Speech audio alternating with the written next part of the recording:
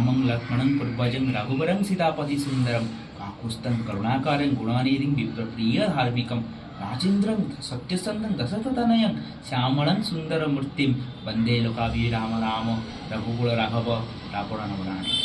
Series प्रथम भाग आज आम अच्छु तेलेंगा बजार स्थित प्रभु रघुनाथ से मंदिर रघुनाथंकर एक सुंदर कमनीय विग्रह देखा मिले। ओडिशार समस्त जगह भारत वर्ष अन्य समस्त जगह रघुनाथ को दुई पूजा देखा बेले एठारे चारि पूजा शंख चक्र और ता सहित कोदंड और तीर सहित देखा मिलता है। यह सहित यही गोटे विग्रह में प्रभु श्रीराम और माँ सीता ता सहित भ्रातर लक्ष्मण शत्रुघ्न और भरत देखा मिलता।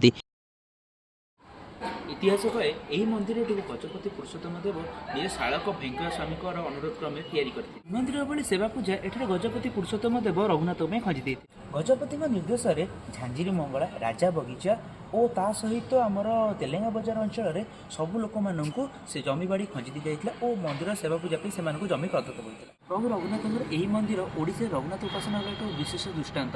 यह छड़ा यही मंदिर में रघुनाथ सहित चतुर्धा मूर्ति माँ विमला और लक्ष्मीकर स्वतंत्र मंदिर। रघुनाथ मंदिर भली प्रसाद खूब प्रसिद्ध। एठारे प्रभुंकर प्रतिदिन 24 प्रकार भोग लगी रही है और एठिकार प्रसाद पाइबा लोक दूर दूरांतर आसी पालन करते।